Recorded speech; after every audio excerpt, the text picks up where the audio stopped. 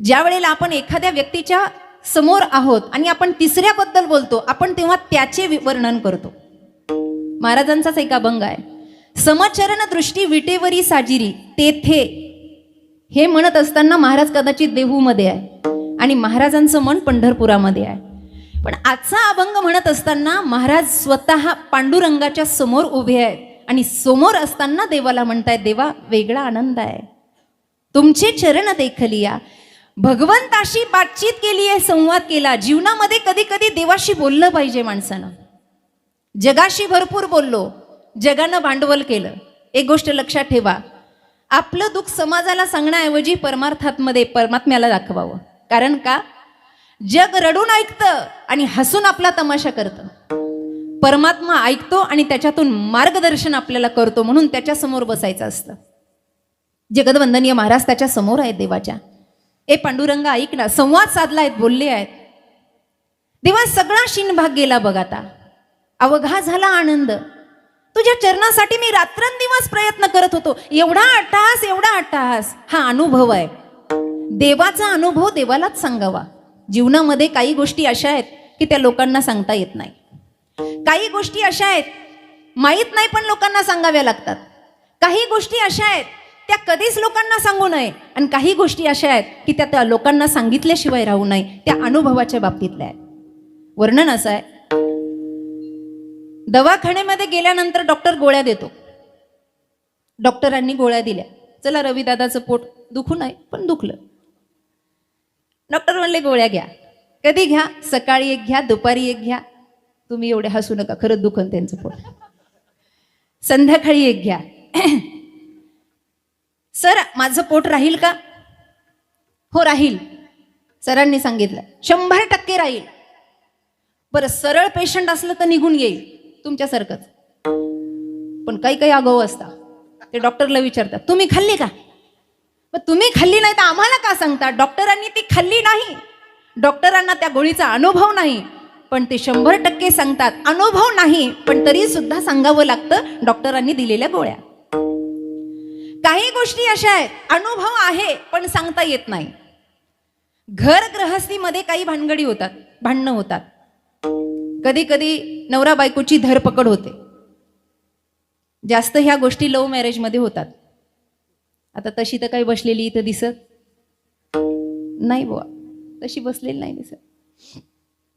काही काही मागे बसलेत, पुढे उठून या, सरळ इकडे समोर या. मध्ये एवढा गॅप कशासाठी ठेवला? मागचे उठा उठा उठा, भजन गईस परत. पुढे या, पुढे या, उठा. मला मराठीच येते ना दादा, उठा सगळे. या या या. विठ्ठल विठ्ठल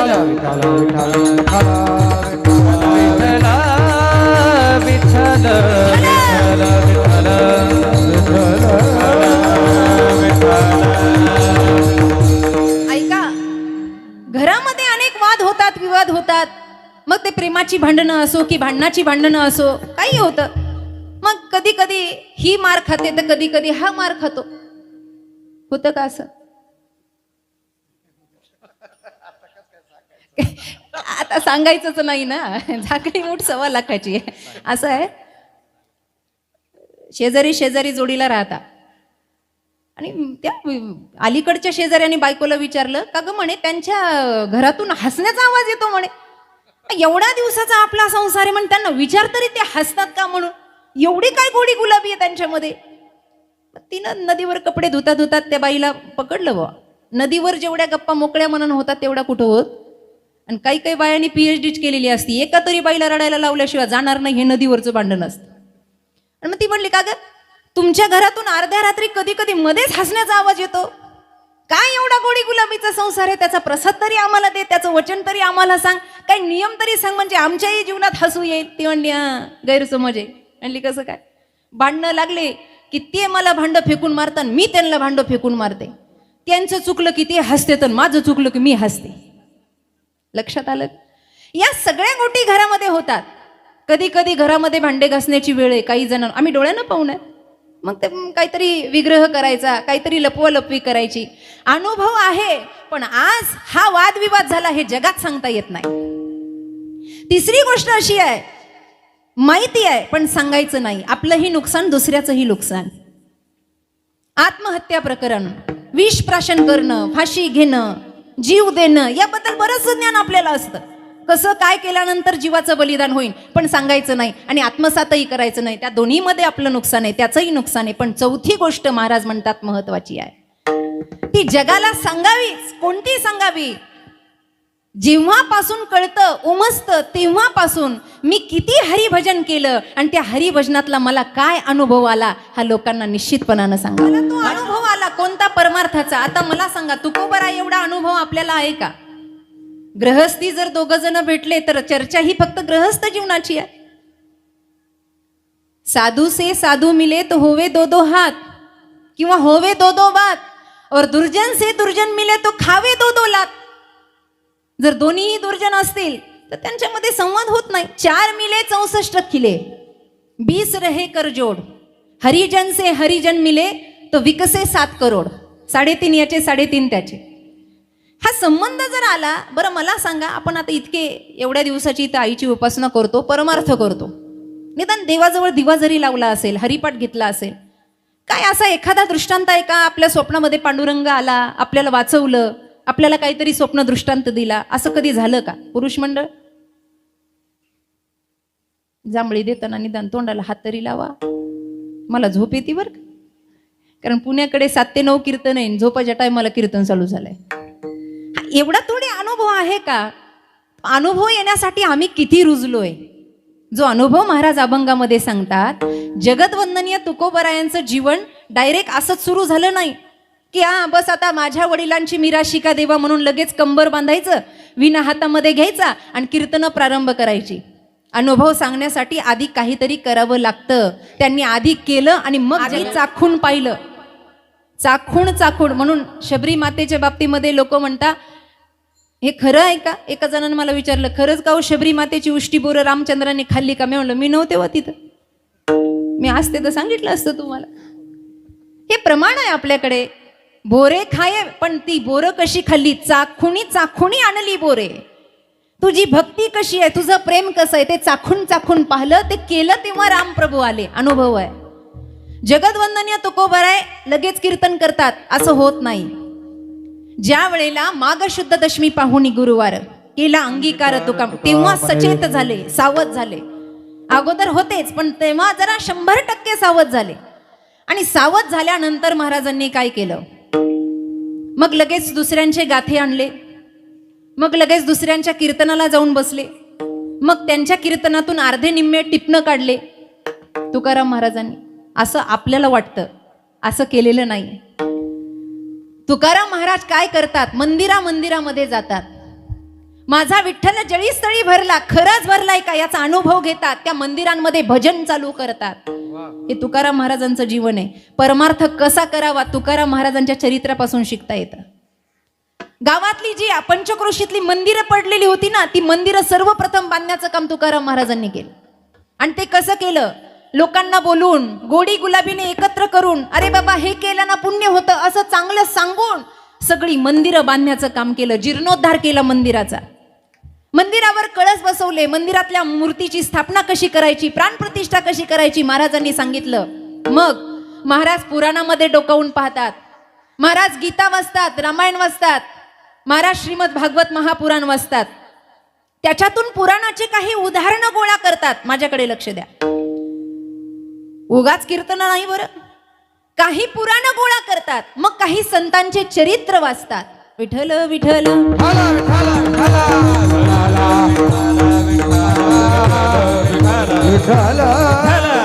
आदरणीय आबांचं आगमन झालंय. धन्यवाद. पुन्हा एका सोने पे सुहागा, पुन्हा एका साखरेमध्ये गोडीत वाढ झाली. ऐका, कुठपर्यंत आलो होतो आपण? मंदिरं बांधतात, मग भागवत वाचतात, पुराण वाचतात, पुराणाची प्रमाण डोळ्यासमोर ठेवतात. कैक उदाहरणं अशी आहे, त्याच्यामध्ये महाराजांनी सांगितलं, तुका म्हणे नाही विश्वास ज्या पहावे. हे का सांगितलं? त्यांनी वाचलं म्हणून सांगितलं. ते डायरेक्ट कीर्तनकार झाले नाही, त्यांनी हे सगळं वाचलं. मग काही संतांची चरित्र वाचायला घेतली. संतांचं चरित्र कसं झालं, नामदेवराय कसे घडले, माऊली ज्ञानोबराय कसे घडले, या चरित्रातून मला अनुभव कसा येईल याचा ध्यास धरला. आणि मग विठ्ठल अनुग्रही होऊन दिवस रात्र चिंतन केलं आणि मग कुठेतरी बुद्धीमध्ये भांडवल तयार झालं की मी आता या पांडुरंगाचं गुणगान करावं आणि मी अभंगाची गाथा रचावी. हा आहे तुकोबरायांचा परमार्थ. मंदिरामध्ये जर गेले ना तर तुकोबरायांनी धाय मोकलून रडावं, देवा मन तळमळ करत होतं इथपर्यंत येऊस तर तरी जीवन जगतो की नाही. कारण का तुझी आस लागली होती तुझ्या रूपाची, माझं मन सारखं ध्यास घेत होतं तुझ्या रूपाकडे पाहायचं. आता आलो देवा, आलो. आणि सर्वात महत्वाचं जे आहे ज्याचा अनुग्रह साधकावर व्हावा ते चरण तुझे पाहिले देवा. अभंगाचं प्रथम. आता कोठे धावे मन, आता कोठे धावे मन, आता कोठे धावे मन, आता कोठे धावे मन, आता कोठे धावे मन, आता कोठे आता कोठे धावे मन, आता कोठे धावे मन.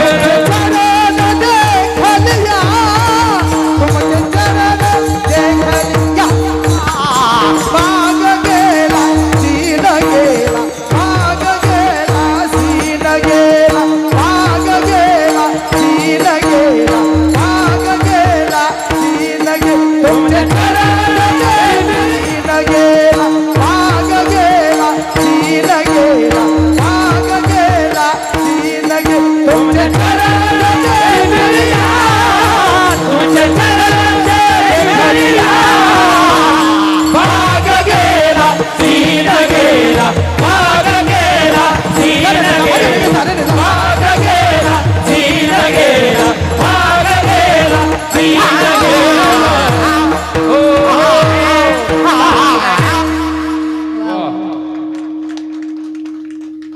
आता कोठे धावे म्हण. हे असं म्हणलं की भागशीन जाणारच ना बाबा. आता कोठे धावे म्हण. अरे इतकं इतकं आघाव हे म्हण आहे. कृत यह मन की अटपटी झटपट लखे नकोय, झटपट लख जाए तो चटपट दर्शन होय. महाराज वर्णन करतात. तुझे चरण पाहिले आणि हे विक्षिप्त मन क्षिप्त झालं. काय अनुग्रह आहे तुझ्या चरणाचा. खरं सांगू माईबाप, ज्याचं आचरण पवित्र आहे ना त्या भगवंताचे चरण फार अनुग्रही आहे. कधी मंदिरात गेलं ना तर सर्वप्रथम चरण पाहिले पाहिजे. आपण गेलो की तोंड पाहतो. बरं काही काही तोंडही पाहत नाहीत, नीट डोळे झाकून घेतात. मला आतापर्यंत कळलं नाही देवासमोर गेल्यावर डोळे का झाकायचे संकेत महाराज. स्वामीजी म्हणायचे बाळ, मी एकदा स्वामीजीने म्हणलं स्वामीजी लोक मंदिरात गेल्यावर डोळे का झाकतात. ते म्हणले बाळ तू शाळेत गेली होती. म्हणले हो. वर्ग शिक्षक आल्यानंतर एखादा खोडकर विद्यार्थी असला, खोडसळ, आणि त्याला माहिती आता माझं नाव येणार आहे फटके खायला, म्हणून ते सरांच्या पुढे डोळे झाकून उभा राहतात. जे मंदिरात गेल्यावर मान खाली घालतात आणि डोळे बंद करतात ना, समजायचं काहीतरी चुकलेलं आहे, काहीतरी अपराध झालेला आहे. अरे त्याला पाहायला आलो ना मग त्याला डोळे भरून पाहायचं. कारण संत तुला पाहायला आले आणि देवच होऊन गेले. तुझ देव पाहावयासी आलो, लाली मेरे यार की जित देखूं उत लाल, लाली देखन मैं गई तो मैं भी हो गई लाल. त्याला पाहिलं की आनंदच मिळतो महाराज. दुःख निघून जातं. अनंत जन्मीचे विसरलो दुःख. पुढचं महत्वाचं आहे. पाहता तुझे मुख पांडुरंगा. ए देवा तुझं मुख पाहिलं ना अनंत जन्माचं, त्याच्याकडे बघावं. काय महिमा वर्णू आता सांगणे किती हो. कोटी ब्रह्म हत्या मुख पाहता जाती, कोटी ब्रह्म हत्या मुख पाहता.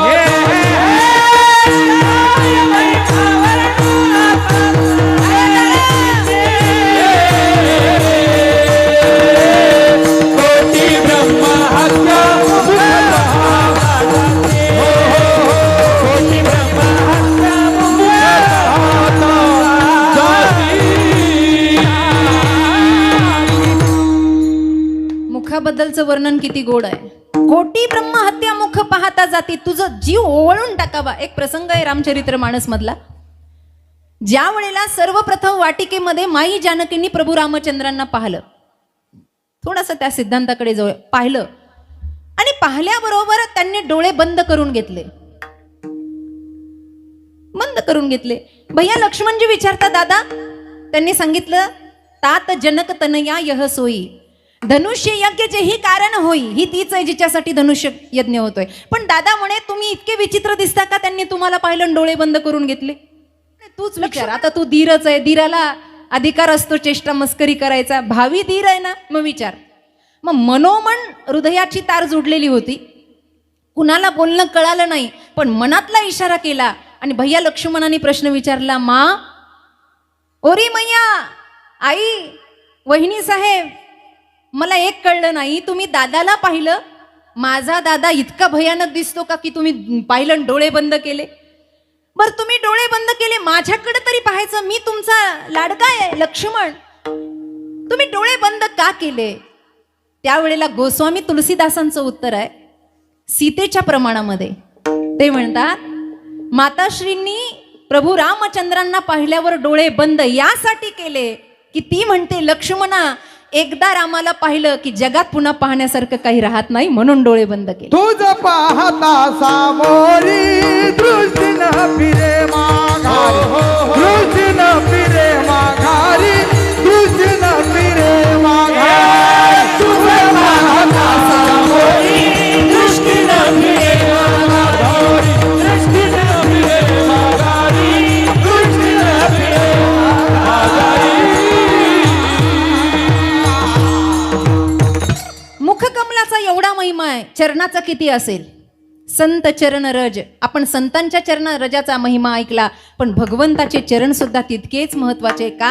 भगवंताचं आचरण हे सत्वशील आहे, त्यातून प्रसाद घेता येतो, त्यातून अनुग्रह होतो. महाराज म्हणतात, आता कोठे धावे मन? देवा, एक तर या मनाबद्दल बोलूच नाही, खरंच बोलू नाही, हे इतकं आगाऊ आहे. नाथ महाराजांनी सांगितलं, हे मन चंचल आहे.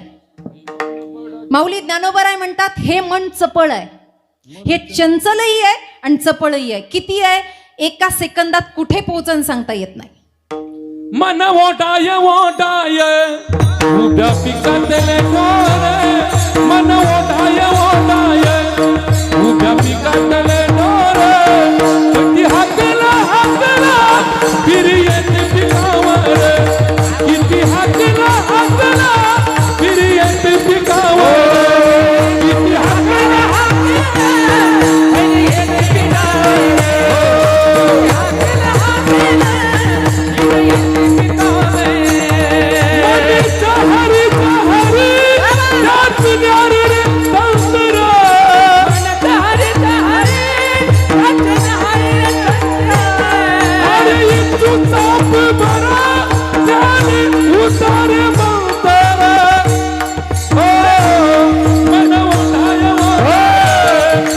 पिकातले डोरे, मन ओढाय ओढाय पिकातले डोरे, किती हाकला हाकला फिरियत पिकावर, फिरियत पिकावर, फिरियत पिकावर, फिरियत पिकावर. मन चंचलाचं फळे, मन चंचलाचं फळे, मन चंचलाचं फळे, जाता येता न लगे वेळा, लगे वेळा, लगे वेळा. मन चंचलाचं फळे, मन चंचलाचं फळे, मन चंचलाचं फळे, महाराजांनी मनाच्या दोन्ही अवस्था आणि व्यवस्था एकत्र केल्या. वा, छान. वाजवायच्यात असतील तर जोरात वाजवा, कुचक्या कशाला वाजवत? ए महिला मंडळ, भगव्या साड्या घालून आल्या बाई. आज आज ऑरेंज कलर आहे ना, जेवढ्याच्या बायकांनी भगव्या घातल्या सगळ्यांनी गाडीत बसायचं आणि आळंदीला यायचं. जमन का? एकदा जोरदार टाळ्या होऊ द्या माझ्या भावंडांसाठी, जोरदार. तुकाराम महाराज मनाचा गुण आणि अवगुण सांगतात. चपळता हा गुण आहे, पण चंचलता हा अवगुण आहे. आणि जगदवंदनीय तुकोबरायांनी दोघांना एकत्र केलं. जाता येता न लगे वेळ. एखाद्या ठिकाणी आपण जाऊ न जाऊ, पण मनामध्ये विचार केला की तिथपर्यंत पोहोचलंच. काही काही ठिकाणी मन एकाग्र करायचे वर्ग चालू झालेत आता, त्याला क्लब असं म्हणतात. काही ठिकाणी क्लब चालू झाले, मग तिथे नाचायला लावता, गायला लावता, ध्यान करायला लावता. ते ध्यानधारणा केंद्र असं म्हणत नाही जास्त सुशिक्षित लोक, क्लब म्हणतात क्लब. आणि मग ते क्लबच्या जागेवर क्लबचीच अवस्था होते. ते तेवढ्याच पुरतं 4 भिंतीत असतं, पुन्हा ते वाढत नाही. ते तितक्या पुरतं, तिथून पुन्हा बाहेर गेलं. मला तर वाटतं क्लब म्हणा, केंद्र म्हणा, स्मशानभूमीसारखी जागा दुसरीकडे कुठेच नाही मन एकाग्र व्हायची. एकमेव जागा तिथं मन तिथंच सगळं कळतंय ना बाबा, सगळी वाट लागणार आहे. कशाला आपलं मी माझं माझं करत बसायचं. असं आहे मन चंचल चपळ, जाता येता न लगे वेळ. मनाची अवस्था विकट आहे. एकदा एक राजा पर्यटनासाठी निघाला आणि प्रवास करता करता करता, आता पूर्वीचे राजे महाराजे, प्रवास करता करता त्याला एक बकरी दिसली. आणि बकरी दिसल्यानंतर त्याच्या मनामध्ये विचार आला. तो खाली उतरला. 2 तास त्या बकरीच्या अवतीभोवतीच फिरत राहिला. आणि मग त्याने निदर्शन केलं की किती चरते बरं ही, किती चरते, हिचं पोट भरत नाही का? जसं एकादशीच्या आदल्या दिवशी आपण चरतो. आमच्या मराठवाड्यात एक म्हण आहे, गाढवावानी चर पण एकादशी धर.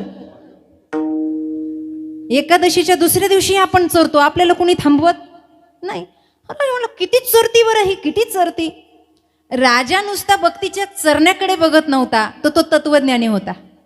साधू संतांच्या संगतीत बसायचा. आणि कुठेतरी त्यांनी ऐकलं होतं की मन बकरीसारखं आहे. आपल्या मनाला भरपूर उपाधी लावलेल्या आहेत. मन मरकटासारखं आहे. मरकटस्य सुरापानम, माकडा इतकं मन चंचल आहे म्हणे. माकड आधीच चंचल, त्याच्यामध्ये त्याला दारू पाजली. सुरापानम, किती शांत बसलं असेल. हो म्हणतात काय, किती उड्या मारत असेल. आणि त्याच्यामध्ये त्याला विंचवानं दंश मारावा, मग तर किती गोड वाटलं असेल अण्णा त्याला. आणि त्यात त्याच्या मानगुटीवर भूत बसावं, किती गोड. एवढं सगळं झाल्यावर माकडाचं पिलू जसं शांत बसणार नाही, तसं माणसाचं मन शांत बसणार नाही, इतकं चंचल आहे. राजानं विचार केला, या बकरीसारखंच तर आपलं मन आहे. ही एवढी खाते तरी हिचं पोट भरत नाही, आपण एवढं उपभोगतो तरी आपलं पोट भरत नाही. काय आहे याच्यावर औषध, काय आहे औषध. तो घरी राजवाड्यामध्ये आला आणि त्यानं प्रधानाला बोलून घेतलं. म्हणला, प्रधानजी, आता पुढे येणारा एखादा सोहळा कोणता आहे? तो म्हणला, तुमचं अभिष्ट चिंतन. म्हणले, मग ठीक आहे, माझ्या अभिष्ट चिंतनाच्या निमित्तानं घोषणा करा. एकानं बकरी आणायची, दुसऱ्यानं ती घेऊन जायची, तीच बकरी. ते बकरीनं दिवसभर चरून आणायचं. सई सांजाच्या वेळेला बकरी दरबारामध्ये हजर करायची. आणि बकरीच्या समोर लुसलुसीत चारा टाकायचा, हिरवं हिरवं गवत टाकायचं. त्या बकरीनं एक सुद्धा तिनका उचलला नाही पाहिजे अशी बकरी चरून आणायची. एवढं खाऊ घालायचं तिला दिवसभर की तिनं संध्याकाळी काही खाल्लं नाही पाहिजे. आणि जर खाल्लं तर 100 असुडांचे वार, कोडे त्या माणसाला सहन करावे लागतील. आता राजाच्या हातून कोडा सहन करायचा म्हणजे साधी गोष्ट आहे का? प्रधान म्हणले, चांगली योजना आहे. अभिष्ट चिंतन सोहळ्याच्या निमित्ताने घोषणा केली. गावागावात बातमी पोहोचली. बापाच्या जीवावर रिकामे बसणारी पोरं होती. ते म्हणले, चांगला पैसे कमवण्याचा धंदा आहे. राजा जर प्रसन्न झाला तर 10,000 सोन्याच्या मोहरा तरी देईन ना, आशा फेकून सहज. राजाला प्रसन्न करणं. भावेन देव कलया नरेंद्र, धनेन कांता कपटेचे शत्रू. हा, कला पाहिजे माणसाच्या अंगामध्ये. कला असली की आपल्या पंचक्रोशीतला राजा आपल्यावर प्रसन्न होतो. त्यानं सांगितलं. मुलं एकत्र झाली, एकेकाने नंबर लावला. ती बकरी न्यायची, रानावनामध्ये चरून आणायची. सई सांजाची वेळ झाली की बकरी दरबारामध्ये हजर करायची. मग राजानं तो लसलसीत चारा पाणी त्याच्या समोर ठेवायचा, कोडा हातामध्ये ठेवायचा, असा झटकवायचा. बकरीनं राजाकडे पाहायचं. राजाला वाटायचं बस आता पोटभर चरली बरं का. पण काही निमिषामध्ये, निमिष म्हणजे काय, पापणी लावण्याला निमिष म्हणतात, काही सेकंदामध्ये ती बकरी त्या चाऱ्याकडे यायची आणि तो चारा खायची. आतापर्यंत 100 ते 150 तरुणांनी मार खाल्ला.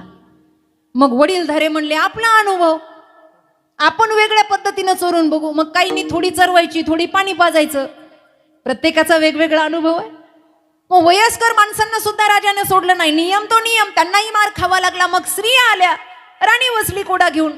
एवढं झाल्यानंतर सगळ्या गावानं मार खाल्ला, पण साधी बकरी कोणी चारू शकत नाही. पंचक्रोशीतून एक निरपेक्ष, निष्कपट, निरंकारी एक साधू महात्मा आले. आणि साधू महात्मा आल्यानंतर ते म्हणले, राजा, तुझ्या या बकरीला मी चारून आणतो म्हणे. ते दोर हातामध्ये घेतला आणि बकरीला वनाच्या दिशेने घेऊन गेले.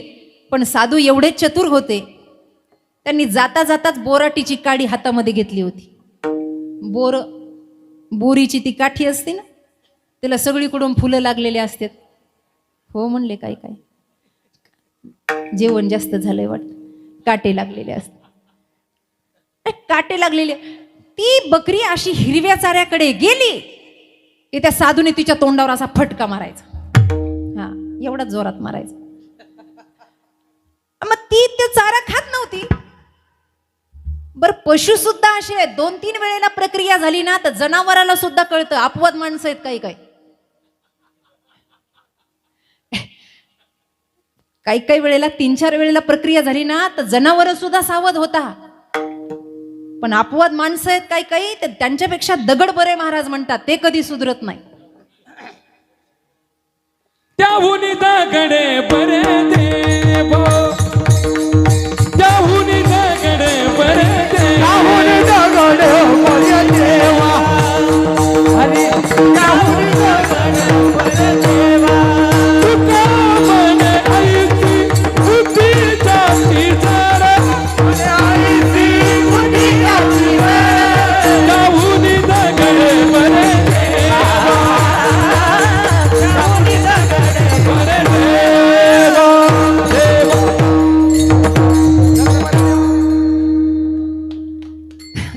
ज्याची बुद्धी जड आहे त्याहून दगड बरं. म्हणून परिणाम रेड्यावर झाला पण माणसावर होत नाही. आधी त्याच्यावर प्रयोग झाला, मग माणसावर हळूहळू व्हायला लागला. ऐका, बकरीला 4-5 वेळेला ठोके बसले. ती काय त्या घासाकडे त्या चाऱ्याकडे जात नाही. भर दुपार झाली, तिच्या पोटामध्ये तिनका नाही, तरी सुद्धा ती त्या घासाकडे बघत नाही. सई सांजाची वेळ झाली, काही भागातून थोडं थोडं रक्त निघायला लागलं. साधू दयावान होते, ते म्हणले बस झालं आता, आजच्या पुरतं बस झालं, फक्त राजाला दाखवून द्यायचंय. कारण राजानं हा पण का मांडला हे साधूला कळालं, जनतेला कळालं नाही. साधूला कळालं, कारण ते तत्वज्ञानी होते. महलामध्ये आल्यावर हे समाज जमला. ते म्हणले, अहो थोरा मोठ्यांनी कोडे खाल्ले, आता हा भगव्या कपड्यावाला साधू, यालाही मार खावा लागणार का? साधू बाबा म्हणले, मार खाईन तो साधू कसला? लोकांना वाचवतो तो साधू, ज्यानं साधवलंय ते साधू. महाराज तो कशाला? म्हणलं, महाराज बकरीच्या समोर चारा टाका. बकरीच्या समोर चारा टाकला. तासन तास वाट बघितली, रात्र होण्याची वेळ आली, पण बकरीनं चाऱ्याचा एकही तिनका उचलला नाही. राजा उठला आणि साधूच्या चरणी प्रणिपात केला. सगळ्यांनी वाहवा केली.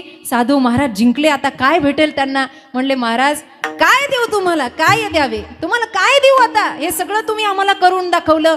बकरी चारली. ते म्हणले, राजा मला माहिती आहे, मन एवढं चंचल आहे, हिचं पोट भरत नाही, मनाचं पोट भरत नाही, यासाठीच हा अट्टाहास आहे ना? म्हणे हो. मग ऐक म्हणले, तुझ्या माहितीसाठी सांगतो, तुला वाटत असेल की हिला मी भरपूर खाऊ घातलं, तर आज सकाळपासून ही उपाशी म्हणले, हिच्या पोटात एकही तिनका नाही. अहो म्हणले, तरीही मन गेलं नाही?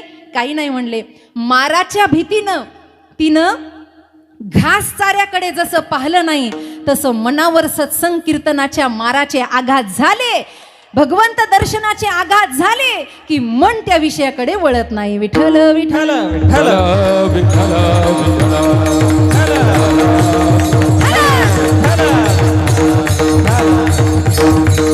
हे देवा, तुझ्या चरणाचा अनुराग झाला आणि माझं क्षिप्त मन झालं. आता हे मन कुठेही धावणार नाही. देवा, फार विकृती आहे या मनाची. या मनामुळे मोठ्या मोठ्यांची नावं खराब झाली. कुणाची? इंद्रा पडली भदे, चंद्र झाला काळा, नारद चुकला चाळा. नारदाचं ए धडक मारली शंकरा, केला ब्रह्म्याचा मातेरा, मारली शंकरा, केला ब्रह्म्याचा मातेरा. चंद्राची दाखवणारा लाविला गेले, तो केवळ पंचाने येडकामध्ये, तो केवळ पंचाने येडकामध्ये, तो केवळ पंचानन येडकामध्ये, तो केवळ पंचानन येडकामध्ये. इंद्र चंद्र को क्या क्या भया, सबको मालूम है. इंद्र चंद्र को क्या क्या भया,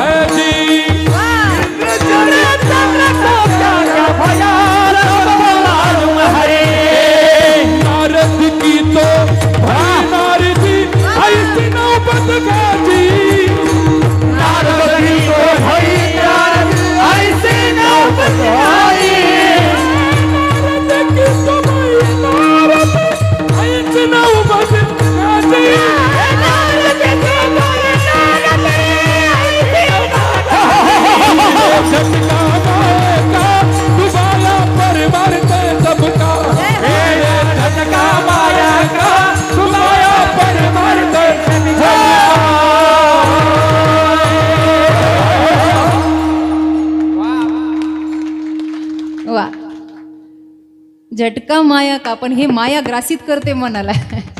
आणि नारदजींचं चांगलं चाललं होतं, पण उगाच लग्न करायचं मनामध्ये आलं. मन, हे मन इतकं आगाऊ आहे, मना एवढा आगाऊ कोणी नाही महाराज. पण असं आहे, माशी सगळ्या पदार्थावर बसते, विस्तवावर बसत नाही. तिला माहिती आहे विस्तवावर बसलं की आपली राखच आहे. तसं मन सगळीकडे फिरल, पण परमार्थात लागायचं म्हणलं, टिकायचं म्हणलं ते नाही म्हणतं. कीर्तनात शरीर असतं, मन बसत नाही. मन बसलं, कबीर महाराज तर याच्याही पुढे सांगतात, कीर्तनात बसले बसल्या, भजनाला बसले. काही काही लोक उपासना करतात. आता 9 दाराचे 9 रात्र आहेत. 9 दरवाजे दसरी खिडकी बाजे अनुहात ढोल, तुझे रे राम मिले अनमोल, कबीर महाराज म्हणतात. 9 दरवाजे आहेत आपले. या 9 दरवाजातून कधी कोणत्या वेळेला प्राण निघून जाईल सांगता येत नाही. त्या 9 एक दरवाजाचं एक रात्र. आता हे स्मरण करत असताना आपण उपासनेला बसता. मग उपासनेला बसताना आपल्याला कधी मध्ये असं वाटतं आपली मांडी मोडावी, आपण उठून जावं, आपण काहीतरी खावं. मन तिथे लागत नाही. महाराज म्हणतात, मन गया तो जाने दे, मत जाने दे शरीर. कथा कीर्तनात बसलं, मन गेलं, जाऊ द्या. त्या मनाला म्हणा, ए मना, जास्त नाक घेऊन फिरू नको. तू स्त्रियातही जायच्या लायकीचं नाही, पुरुषातही जायच्या लायकीचं नाही. कारण व्याकरणाच्या दृष्टीने मन हे नपुसक लिंगी आहे. तुला कुठे जायला तोंड नाही, कुठे फिरणार आहेस? आणि जिथे फिरायचं जा, गावाच्या चपला गोळा कर, मनाला म्हणायचं. तुम्ही नाही जायचं, पण तुला काय करायचं ते कर. मन गया तो जाने दे, मत जाने दे शरीर. शरीरानं उठायचं नाही. मग परिणाम असा होतो, मनाच्या संगतीला जर शरीर नसेल तर मन कितीही फिरलं पुन्हा भजनात शरीरातच येऊन बसतं. हा फायदा आहे, हा फायदा आहे. महाराज म्हणतात, आता मन लागलं माझं, इतकं मन लागलं, आता ते रमणीय झालं देवा. ऐक ना देवा, आणि तुला सांगू का, अनंत जन्मीचं दुःख गेलं, माझा शिनभाग गेला, अभंगाचं दुसरं जन्म. भाग गेला शिन भाग गेला शिन गेला भाग गेला शिन भाग गेला शिन गेला अवघा झाला से आनंद अवघा झाला से आनंद भाग गेला शिन गेला भाग गेला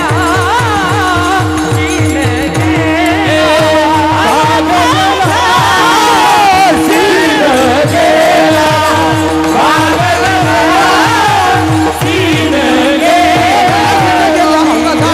भाग गेला शिन जितक्या सोप्या पद्धतीमध्ये आपण ते गातो, जितक्या सोप्या पद्धतीमध्ये आपण ते ऐकतो, तितक्या सोप्या पद्धतीत भाग शिन गेला नाही बरं त्यांचा. ते असं नाही झालं की एकदा चरण पाहिलं आणि भागही गेला आणि शिन गेला, असं नाही झालं. बेटी लागे जीवा लागलीसे असं, पाहे रात्रंदिस वाट तुझी. हे जे आहे ना, इथून सुरुवात झाली आहे तुकाराम महाराजांची. आणि तिथं गेलं, लागलं, बस झालं काम, असं होत नाही. तिथं ते रमलं पाहिजे, तिथं ते गुंतलं पाहिजे, वेडा झाला पाहिजे मनुष्य. तुकोबर आहे, वेडे झाले वेडे. जीवनातलं सगळं दुःख कमी झालं, भाग निघून गेला, शिन निघून गेला. अवघा आनंद कधी होतो माणसाच्या जीवनात? असं काय कमवलं म्हणजे अवघा आनंद झाला सांगा मला. गृहस्थ जीवनामध्ये कधी अशी कोणती गोष्ट तुमच्या लक्षात आली की अवघा झाला आनंद? झालंय असं कधी? बळजबरीनं होईना मान तर हलवा, असं झालंच नाही कधी. आम्ही नेहमी सांगत असतो, एखादा क्षण असा आठवा, जीवनातला एक क्षण असा आला पाहिजे की मी एखाद्याच्या टपरीवर गेलो, मला करमलं नाही हो, आज दिवसभर झालो मित्राच्या टपरीवर गेलो नाही, अहो दिवसभर झालो आज गावच फिरलो नाही, अहो अख्खा दिवस गेला पण आज कधी कुणाची उचापतीच केली नाही. याच्यापेक्षा एक दिवस असा यावा, अहो आज हरिपाठ घेतला नाही ना, मला करमतच नाही, अहो आज भजनामध्ये माझं मन रमलं नाही ना, मला करमतच नाही, आज देवाला पाहिलं नाही ना देवघरातल्या, मला करमत नाही. अवघा झाला आनंद कधी होईल? कधी उपासना? नवरात्र उपासना चालू आहे, दरवर्षी आपण कीर्तन ऐकता. हजारोच्या संख्येनं कीर्तनकारांची वाढ व्हायला लागली आहे, स्पष्ट बोलते. पूर्वीच्या काळामध्ये एवढी कीर्तनकार मंडळी नव्हती, मोजकी होती आणि ती त्यांच्या आचरण पद्धतीनं, परंपरा पद्धतीनं असायची. आता रोज नवीन एक कीर्तनकार आहे, रोज नवीन एक जण चिंतन सांगतो. तुम्ही म्हणता तुझं काय पोट दुखायला लागलं काय? माझं पोट नाही दुखत. कुठेतरी त्यातला एखादा सिद्धांत आपल्या मनाला आवडतो का? एखादी साधना त्यांची परिपक्व झाली आहे का? त्या साधनेबद्दलचं ज्ञान त्यांनी आपल्याला सांगितलंय का? आपण त्या मार्गाला गेलो का? पण आताच्या वर्तमानाच्या प्रवाहामध्ये फक्त ते असं झालंय, गर्दीच्या लोटामध्ये एखादा सुकडा माणूस कसा लोटल्यानं पुढं लोटत जातो, तसा परमार्थ चाललाय म्हणून चाललंय, करतोय म्हणून करतो. आमच्या वडिलांनी केलं, बस तेच आम्हाला करायचं. देवा ही माझी मिराशी, ठाव तुझे पायापाशी, असं म्हणताना तुकोबरायांचं वचन किती अनमोल आहे. किती किती प्रयत्न करावे लागले असतील, किती अट्टहास करावा लागेल, केल्याशिवाय त्यांना प्राप्त झालं नाही. आईन्स्टाईन नावाचा एक शास्त्रज्ञ होता. व्याख्यानं द्यायचा, विज्ञानाची त्याची प्रयोगशाळा होती आणि प्रयोगशाळेमध्ये वेगवेगळे प्रयोग करून झालेले होते. हजारोच्या संख्येने महाराज त्याचे विद्यार्थीगण होते आणि गावागावामध्ये रिकाम्या वेळेमध्ये तो व्याख्यान द्यायला जायचा. उदाहरण नीट ऐका, मला तुकोबांचं सांगायचंय. आणि मग एक दिवस दिवाळीचा काळ होता आणि पर्व काळाच्या निमित्तानं एका कोसो अंतरावरच्या गावावर व्याख्यानमाला ठेवलेली होती आणि यांनी आधीच शब्द दिला होता की मी व्याख्यानाला येईल. आता नेमकं असं झालं, थंडीचे दिवस, दिवाळीचा काळ, व्याख्यानाला जायच्या अगोदरच हे आजारी पडले. बरं, आता तिथेही सगळी गर्दी, नुसती नावाने गर्दी. पूर्वीचे वक्ते असे होते की महाराज नाव ऐकलं, आहा हा समाज एकत्र. आता महाराज पाहायला एकत्र होतोय. पहिले नाव यांचं काहीतरी चिंतन झालंय, चला आपण काहीतरी ऐकूया. एवढी गर्दी, एवढा समाज. पूर्वीच्या काळात ते टेलिफोन होते, ऑफिसला फोन आला, महाराज अर्थात सर तुम्ही लवकर या, व्याख्यानाला सुरुवात करायची. त्यांनी सांगितलं, हो ताप भरलाय, हो काही करा, लोकांना फक्त तोंड दाखवा, पण तुम्ही या. बसले एका खुर्चीवर, चिंताग्रस्त बसले. कसं जावं बा, एवढा ताप आहे, थंडी वाजते, बोलता येईना. गाडी चालवणारं होतं ना, ते आलं. शिष्यच होता तोही, आणि त्यानं बरेच व्याख्यानं ऐकलेले होते. तो म्हणला, सर तुम्ही चला. आता म्हणले चला म्हणणं सोपं आहे, पण पुढचं? तो म्हणला मी आहे ना. मी आहे म्हणजे? तो म्हणला मी करतो ना व्याख्यान. सर म्हणले तू? हो म्हणे मी व्याख्यान करतो. एवढ्या दिवसाचं तुमचं ऐकलं, 50% तर येत असेल ना मला. संगचेल या गाव तुम त्याच्याकडनं पाहू. विठ्ठल विठ्ठल विठाल विठाल विठाल विठाल विठाल विठाल. काहीतरी येत असेल ना मला, काहीतरी. तुमचं चाल ढकल करतो. तुम्हाला अर्ध्यात बरं वाटलं तर तुम्ही उठून बोला, नाही तर मी सगळं धकवून घेतो. बघ बरं म्हणले, मी कधी तुझं ऐकलेलं नाही. तो म्हणला आज ऐकून बघा. तेवढं मी करू शकत नाही म्हणल्यावर काय आहे. आता असं झालं, तो म्हणला सर एक रिक्वेस्ट आहे फक्त. काय? माझे कपडे तुम्ही घाला आणि तुमचे कपडे मी घालतो. ठीक आहे म्हणे. आज चालवायला, गाडी चालवायला दुसरा नेऊ म्हणले, काही हरकत नाही. सर मागे बसले, हे शेजारी बसलं, गाडी चालवायला एक जण गेले. फटाक्याच्या धुरांमध्ये, लढींमध्ये स्वागत सत्कार झाला. हे तर रडायच लागलं, सर तुमच्यामुळं बघा किती झालं. सर म्हणले भांड फोडू नको, जमतंय का बघ अजूनही, नाही तर इथून माग लोक दगड मारतील म्हणे. सर दगड मारू देणार नाही, काही होईल पण मी करणार म्हणले व्याख्यान. व्यास मंचावर गेले. व्यास स्टेज असं सजलेलं होतं सगळं. एवढं थाटामाटात सत्कार झाला. याला कधी एवढे फुलाचे हार घ्यायची सवय नव्हती. एवढा सत्कार सोहळा स्वीकार. हे आपलं आताची घडी कोपऱ्यात उभं राहायचं. मग त्यानं खुणवलं. सर म्हणे तुम्ही जाऊ नका, तुम्ही इथं बसा. सरला असं बसवलं. आता ते साध्या भोळ्या कपड्यावर सर बसलेलं, हे चांगल्या कपड्यावर उभं राहिलं माईक जवळ. आणि मग सुरुवात ते अंत असं खाडखाड कॅशेट लावल्यावानी बोललं आणि एवढ्या टाळ्या पडल्या त्याच्या बोलण्याला. सर गदगदीत झाले. म्हणले बघा याला म्हणतात म्हणे समयो जाना समय. काय समय साधला म्हणे यानं, माझी जागा पूर्ण केली. आज माझं नाव खराब झालं असतं म्हणले एवढ्या सगळ्या माणसासमोर. सरांच्या व्याख्यानापेक्षा टिबल टाळ्या याच्या व्याख्यानाला पडल्या आणि एवढा गाजावाजा झाला. आहा हा. लोक म्हणले काय व्याख्यान केलं सरांनी. कुणी पाहिलेलं नव्हतं, फक्त फोनवरचा संपर्क होता म्हणून सगळं जमलं. ते व्याख्यान झालं, याला घाम फुटला आणि हा घाम पुसत खाली बसणार. त्या व्याख्यानामध्ये सगळेच साधे भोळे नव्हते, 3 विज्ञानाचे तज्ज्ञ बसलेले होते आणि त्यांनी हे सगळं व्याख्यान ऐकल्यानंतर ते स्टेजकडे आले आणि ते म्हणले सर आम्हाला एक शंका आहे. शंका म्हणलं की यांनी सरांकडं पाहिलं. म्हणे काय शंका आहे? विज्ञानाचा हा प्रयोग असा असा आहे, अणू रेणू वगैरे वगैरे. त्यांनी त्या शंका विचारल्या. याला कुठे येत आहे, हे लागलं तर मम करायला. पण जाग्यावर याला एक युक्ती सुचली आणि तो म्हणला असे चिल्लर चाल्लर प्रश्न विचारित जाऊ नका. याचं उत्तर तर आमचा ड्रायव्हर देईन म्हणे. कोण? असे काय चिल्लर चाल्लर विचारता म्हणे, हे खाली बसलेले आहेत ना, हे ड्रायव्हर आहे म्हणे आमचे, हे उत्तर देतील म्हणे. मला असे चिल्लर प्रश्नाचे उत्तर द्यायला वेळ नाही म्हणे. गेलो उठून निघून. यांनी शंका निरसन केलं. लोक म्हणले बघा, ज्यांचा ड्रायव्हरच एवढा हुशार आहे ते मालक किती हुशार असून आपण त्यांच्याकडे प्रश्न घेऊन गेलो म्हणे. हे सगळं झालं आणि सगळं झाल्यावर ते गाडीत बसलं. सर म्हणले अरे तुझ्यावरून हात फिरवाव, नजर काढावं म्हणे, काय जमलं तुला? तो म्हणला सर पण ते 3 प्रश्न नाही ना जमले. का रे म्हणे त्याचे उत्तर दिले नाही? तो म्हणला सर त्याचे उत्तर येत असते तर तुमच्या गाड्या कशाला धुत बसलो असतो. मी सुद्धा वैयक्तिक व्याख्यानं केली असती ना. तुम्ही काहीतरी सिद्ध केलं, काहीतरी प्राप्त केलं, काहीतरी अभ्यास केला म्हणून तुमचं नाव एवढं मोठं आहे. जगदवंदनीय तुकोबरायांचंही असंच आहे. काहीतरी केलं, काहीतरी त्यातून सिद्धत्व आणलं आणि म्हणून देवाच्या चरणी एकाग्र झाल्यावर महाराज म्हणतात माझ्या जीवनातला शीन भाग आता निघून गेला. अवघा झाला आनंद. कधी आनंद होतो? जेव्हा परमात्मा प्राप्तीचा ध्यास संपूर्ण होतो तेव्हा माणसाला आनंद होतो. असं जर एखाद्याला विचारलं तुम्हाला आनंद झाला का? काही काही लोकांना आम्ही विचारतो तुमच्या जीवनात कधी आनंद झाला का? ते म्हणत असतात लग्नानंतर पहिल्यांदा मुलगा झाला आम्हाला आनंद झाला.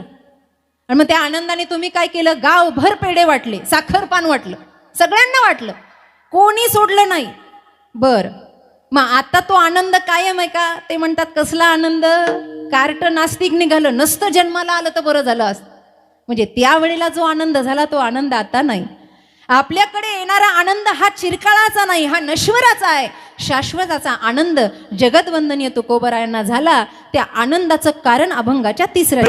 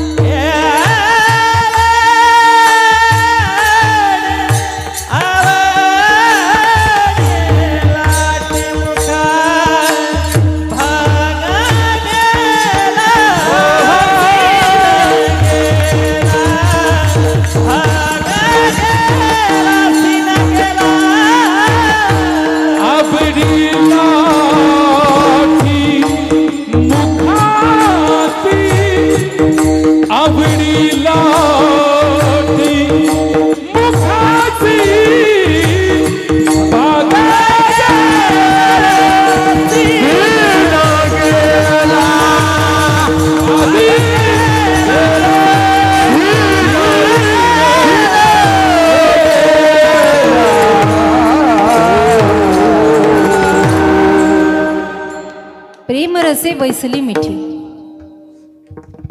भगवंताच्या चरणी आलिंगन दिलं पण ते प्रेम भावानं दिलं. परमार्थाची खरी सुरुवात ही प्रेमानं आहे. नाथ महाराजांचा अभंग आहे. या प्रेमाशिवाय भक्ती पूर्ण होत नाही. भक्ती प्रेमाविन ज्ञान नको. भक्ती प्रेम जर नसेल तर काही उपयोग नाही. आपल्यासारखं भजन केलं असतं तर कितीतरी दिवस. या भक्ती प्रेमामध्ये तुकोबरायांचा भागशीन घालण्यासाठी प्रेमाची मिठी बसली, प्रेमाचं समर्पण बसलं. जोपर्यंत प्रेमाचं समर्पण नाही तोपर्यंत हा भागशीन जात नाही. का सांगू? तुकोबरायांच्या जीवनातला काम गेला नव्हताच पण चला गेला. क्रोधही गेला, लोभही गेला. या तिघाविन शून्य झालं जीवन. ज्या वेळेला जगानं परीक्षा घेतली तेव्हा तुकोबरायांचा अनुभव जगाला यायला लागला. धर्म मार्तंडांनी वेगवेगळे प्रयोग केले तुकोबरायांना गुंतवण्याचे. एखादा व्यक्ती कशातच गुंतला नाही तर त्याला स्त्रीमध्ये गुंतवायचं, त्याच्या पाठीमागे काहीतरी कारण लावायचं. आणि म्हणून त्या मंजिरी नावाच्या वेशेला लोकांनी धन दिलं, गणी केला, सांगितलं. तुकोबरायाने सांगितलं अरे बाबा या छंदात आम्ही गुंतणारे नाही, जा ना बाई कशाला वेगळा प्रयास करते. तुकोबरायांच्या जीवनातला क्रोधही निघून गेला. एवढी लोक पाठी लागली, तुकोबरायांना राग आला नाही. तुकोबरायांच्या जीवनातला लोभ निघून गेला. त्रिविध तापाची झाली बोळवण, आपण दत्तात्रयाच्या आरतीमध्ये म्हणतो. हे सगळं गेलं. कामी ही जिमी पियारी जिमी, लोभी ही प्रिय जिमी दाम. तुकाराम महाराज म्हणतात काम्याला काम प्रिय आहे आणि लोभ्याला धन प्रिय आहे, पण तुकारामाला फक्त राम प्रिय आहे. रामाशिवाय तुकोबराय जगू शकत नाही. संपूर्ण समर्पण बसलं. आणि एक गोष्ट लक्षात ठेवा, प्रेमाचं समर्पण बसल्याशिवाय भगवंत सुद्धा कृपा करत नाही. एक कथा सांगते, एकदा भजन करा. विठ्ठल विठ्ठल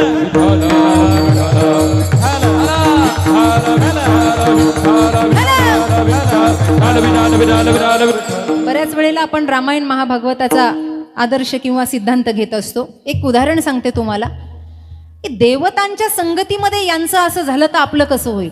नीट ऐका. वाली आणि सुग्रीवाचं युद्ध प्रसंग आहे आणि सगळ्यांना माहिती आहे की सख्खे भाऊ आहेत, पक्के वैरी आहेत. त्या वालीच्या भीतीनं सुग्रीव निघून गेला. तो वाली इतका महाभयानक होता अण्णा की त्या काळामध्ये हनुमानजीपेक्षा शक्तीमध्ये वाली मोठा होता. आणि जेव्हा रावण गाजावाजा करायला लागला ना, तेव्हा रावणाचं मुंडकं 6 महिने वालीनं काखेत दाबून ठेवलं होतं. वाली मोठा होता. वालीची एक ललकार ऐकली आणि सुग्रीवानं गदा टाकली आणि धावत निघून गेला. बसला तर कुठे जाऊन बसला, ऋष्यमुख पर्वतावर. आता तिथे गेल्यावर सगळं वानर सैन्य होतं. सगळ्यांना असं वाटायचं की हे खऱ्या बाबतीमध्ये सत्य मार्गावर आहे, यांना मदत करावी, पण ताकद नव्हती वालीच्या समोर जायची. भगवान प्रभू रामचंद्र आले, भैया लक्ष्मण आले, मग अग्नी प्रगट केला. हनुमंतांनी त्यांची मैत्री करून दिली. मैत्री झाल्यानंतर प्रभू रामचंद्रांनी वचन घेतलं, तुझ्या दुःखामध्ये मी सहभागी, माझ्या दुःखात तू सहभागी, वगैरे वगैरे झालं. हा सुग्रीव फक्त एकच वाक्य म्हणायचा, मी तुमचाच आहे, तुम्ही फक्त माझं काम करा. आणि असं कोणी म्हणलं ना मी तुमचाच आहे, लवकर विश्वास ठेवला नाही पाहिजे, निदान पंचवार्षिकलं तरी. मी तुमचाच आहे, मी तुमचाच आहे. आपलं कुणी नसतं ना, मी तुमचाच आहे, मी तुमचाच आहे. राम म्हणले का रे हनुमंता, हा तुमचा तुमचा म्हणतो पण हा काही आपला नाही. म्हणले तो तर सगळ्यात एकच वाही देतोय, त्याला आनंद झालाय, तुमच्या चरणाचा अनुराग झालाय, तो एवढ्या बसून गप्पा मारतो. अरे म्हणे, अरे गप्पा मारणारी भरपूर पाहिलेत म्हणे. ठीक आहे म्हणे, प्रयोग करू. तयारी झाली युद्धाची. आणि भगवान प्रभू रामचंद्रांना वालीन त्या सुग्रीवानं सांगितलं, तुम्ही येताय ना? म्हणे हो येतो. धनुष्य घेतले, तर्कस घेतले, सगळं घेतलं. म्हणे चल. यानं ते वज्र घेतलं आणि हा पुढे निघाला, ते धनुष्य घेऊन मागे निघाले. आता बरंच पुढे गेल्यानंतर कधी कधी कुणाच्या तरी जीवावर उड्या माराव्या वाटतात. याला वाटलं हा आता भगवंत आहे आणि यांच्या जीवावर उड्या मारायला काय हरकत आहे. मोठ्या मोठ्यानं आवाज द्यायला सुरुवात केली, ए वाली, कहा छुपे बैठे हो, बाहेर आओ. वाली म्हणला, तारा, मी एखाद्या सांदीतून डोकावून पाहिलं तरी हे पळून जातं, आज याच्यात एवढं बळ कुठून आलं? काय आलं म्हणले बळ? ती म्हणली बघा. समोर आला, दोघही भावंडांचं वज्रयुद्ध सुरू झालं आणि त्या वालीनं त्या सुग्रीवाला एवढं मारलं, पहिला दणका बसला हनुवटीवर, दात पडली. आणि जेव्हा दात पडली तेव्हा याने मागं वळून पाहिलं तर राम म्हणायचे, आय मी आहे. झाडाच्या मागे राम येऊन उभे, ते म्हणायचे मी आहे ना. तू मी आहे पण या ना पुढे, मी मार खातोय. राम म्हणायचे मी आहे. नुसतं मी आहे म्हणून चालतं का? यानं एवढा मार खाल्ला, शेवटी ते वज्र टाकलं आणि तिथून धूम ठोकली महाराज. आता प्रभू रामचंद्र पोहोचण्याच्या अगोदर हा ऋष्यमुख पर्वतावर गेला आणि तिथे गेल्यावर त्यानं सगळ्या वानर सैनिकांना सांगितलं, अरे काय राम राम करता म्हणे, आपल्या मनासारखं नाही झालं की आपण देवाला शिव्या देत असतो. काय त्या देवाचं घेऊन बसला, एवढं केलं पण आमच्या मनासारखं झालं नाही, आपण देवाच्या डोक्यावर खापर पडतो. त्या सगळ्यांमध्ये एवढे मोठ्या मोठ्याने सुग्रीव बोलायला लागले की लक्ष्मणजीही पाहतच राहिले, हनुमानजीही पाहत काय भानगडे हा एवढा बोलतो. अरे म्हणले काय राम, आणि कशाचं रघुकुल रीत सदा चली आई और प्राण जाई वचन न जाई, कशाचे म्हणे काय? अरे म्हणे ते प्रांगण सोडून पळून आलो नसतो तर माझा जीव वाचला नसता म्हणे, बरं झालं म्हणे मी पळून आलो. प्रभू रामचंद्र नो टेन्शन, आपले डगमग हळूहळू मागून येत होते. आल्यानंतर त्यांनी ते सगळं भाषण ऐकलं आणि भाषण करून करून दमल्यानंतर सुग्रीवाला विचारलं, झालं का, अजून काही ओकायचं बाकी आहे? कारण एकदा आपल्याबद्दल कोणाच्या मनात किती वाईट आहे ते बाहेर आलं पाहिजे, अजून काही बाहेर यायचं बाकी आहे का? ते म्हणलं एवढं बोलू नाही तुमच्यावर परिणाम. अरे परिणाम कसा सुग्रीवा, मी मारायला आलो होतो का नव्हतो? अहो पण तुम्ही मारलं नाही ना. ते म्हणले मारू कसं? अरे तू आणि वाली दिसायला सारखेच, सुग्रीव आणि वाली हे दिसायला सारखे, तुम्ही दिसायला एकदी हुबेहूब सारखे आहात. मी निशाणा धरला, तर्कसातून बाण काढला, निशाणा धरला, पण तुला मारायचा का त्याला मारायचा? तुम्ही दोघंही दिसायला सारखे आहेत, बाण मारू कुणाला? आणि चुकून जर तो बाण तुला लागला असता तर मैत्रीतला विश्वासघात झाला असता का नसता? सुग्रीवाच्या पटकन लक्षात आलं आणि त्यांनी भगवंताचे पाय धरले, म्हणले देवा माझ्या हे लक्षातच आलं नाही, बरं झालं म्हणे लक्षात आणून दिलं. उद्या आपण काहीतरी खून करू म्हणे की मी सुग्रीवन तो वाली. आता हे सगळ्यांना पटलं बरं, जे वानर सैनिक होते ना तिथं बसलेले सगळ्यांना पटलं. म्हणले हो खरंय खरंय. पण हनुमान फार चतुर, त्यांनी देवाला बाजूला घेतलं. ते म्हणले देवा येड्यात काढायचं तर येणला काढा, मला काढू नका. प्रभू रामचंद्र म्हणले का रे? म्हणे तुम्हाला खरंच मला माहित नाही सुग्रीव कोणता आणि वाली कोणता? तुम्ही तर सृष्टीचे निर्माते आहात, तुम्हाला माहित नाही का वाली कोणता आहे आणि सुग्रीव कोणता आहे? तुम्ही जाणून बुजून केलं ना. ते म्हणले अरे गड्यानो, हा फक्त म्हणतो तुमचा आहे, यानं माझ्यावर प्रेम केलं नाही, याने समर्पणही केलं नाही. ज्या वेळेला हा प्रेम करेल, समर्पण करेल, त्यावेळेला मी त्याचा आहे.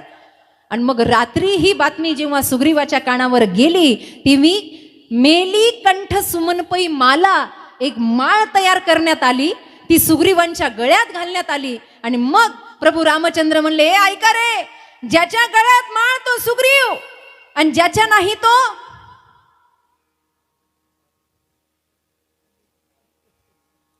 इथं बसलेल्यापैकी परीक्षा घेऊ ना. ज्याच्या गळ्यात माळ तो इमानदारीनं वरती हात करा बरं, कुणाकुणाच्या गळ्यात माळी आहे? खरे रविवर जेना घालती तुळशी माळा, गोपी चंदन लाविती टिळा, शरण निगती गोपाळा,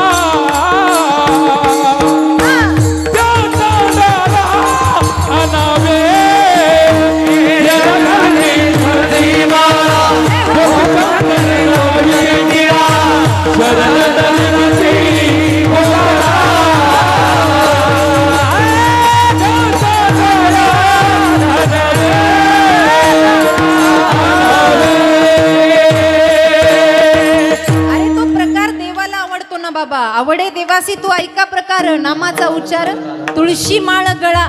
मग ज्याच्या गळ्यात माळ नाही तो वाली. किती वाली बसलेत कुणास ठाऊक बाई. ज्याच्या गळ्यात माळ तो सुग्रीव.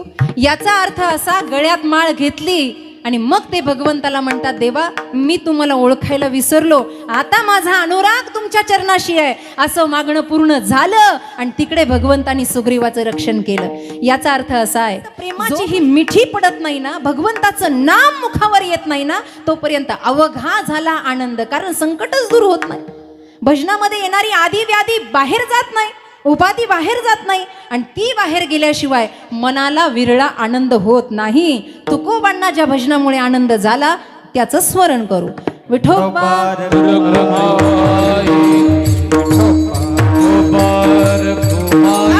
विठोबा